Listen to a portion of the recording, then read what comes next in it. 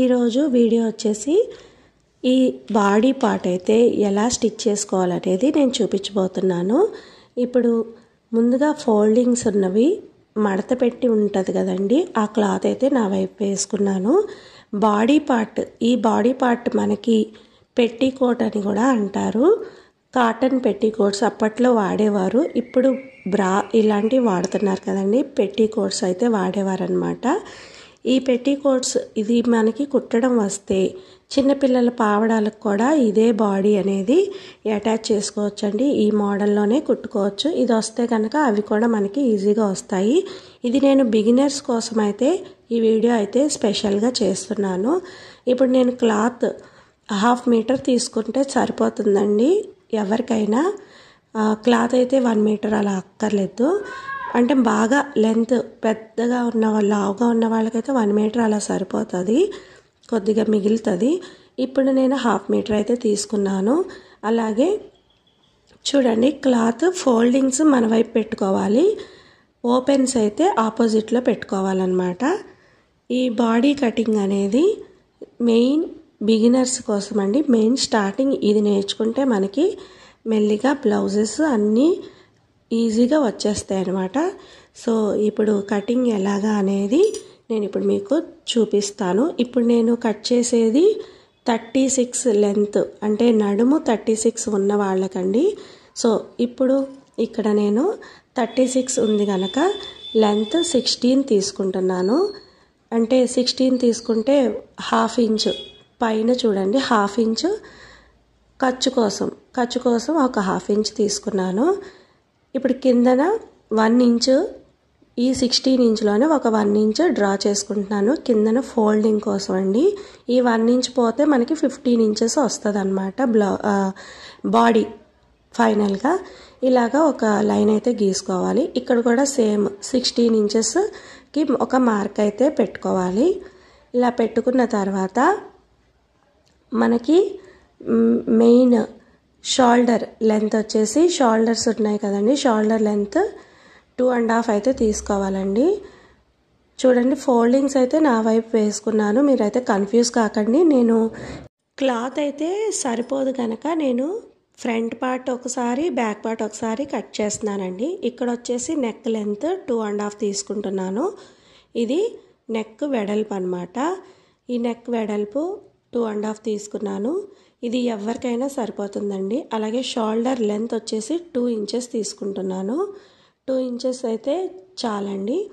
ఇప్పుడు ఇలాగా ఎవరికైనా చంక డౌన్ వచ్చేసి 6 ఇంచెస్ అయితే సరిపోతుందండి. ఎందుకంటే మనకి కరెక్ట్గా సరిపోతుంది. అదే సన్నగా ఉన్న వాళ్ళకి అనుకోండి 5.5 అలా తీసుకోండి. ఇక్కడ ఒక లైన్ అయితే డ్రా చేశాను 6 ఇంచెస్ దగ్గర. ఇప్పుడు నేను స్టిచ్ చేసేది 36 సైజ్ వాళ్ళకి కనుక 36 డివైడెడ్ బై 4 చేస్తే 9 వస్తుందండి. 9 ప్లస్ 1 ఇంచ్ ఏమో బ్యాక్ టక్స్ కోసము, అలాగే 1 ఇంచ్ కొద్దిగా ఖర్చు పెట్టుకున్నాను. అంటే ఎప్పుడైనా మనకి టైట్ అయినా కూడా కుట్లిప్పుకోవడానికి జస్ట్ 1 ఇంచే ఖర్చు పెట్టుకున్నానండి.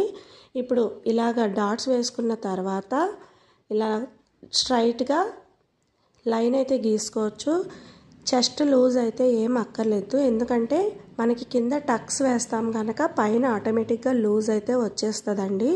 ఇలా స్ట్రైట్గా గీసేసుకుంటే సరిపోతుంది. ఇప్పుడు నేను అన్నీ డ్రా చేసేస్తున్నాను.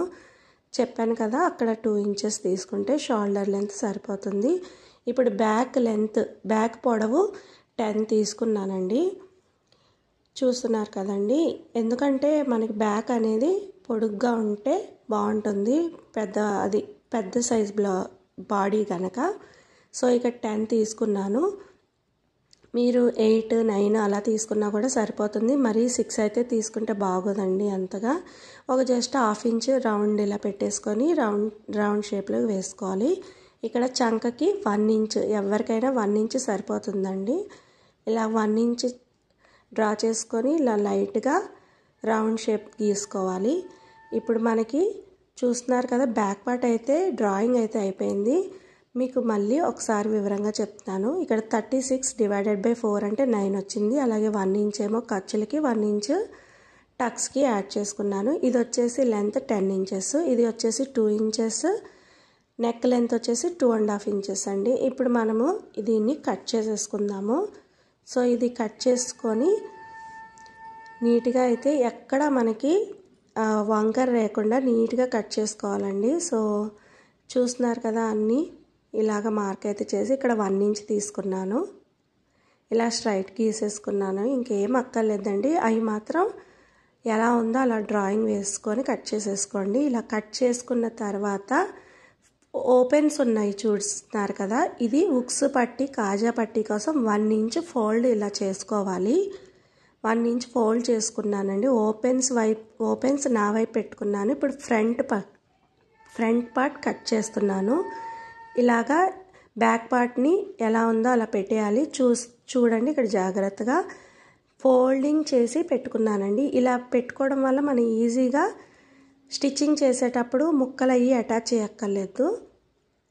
ఇక్కడ నేను 1/2 ఇంచ్ పైన ఒక 1/2 ఇంచ్ వదులుకున్నానండి ఖర్చు కోసం 1/2 ఇంచ్ కిందకి పెట్టాను. చూస్తున్నారా, పైన ఒక 1/2 ఇంచ్ వదిలి 6 ఇంచెస్ ఫ్రంట్ పార్ట్ 6 ఇంచెస్ పెట్టుకొని ఇక్కడ ఒక స్ట్రైట్ లైన్ గీసుకోవాలి.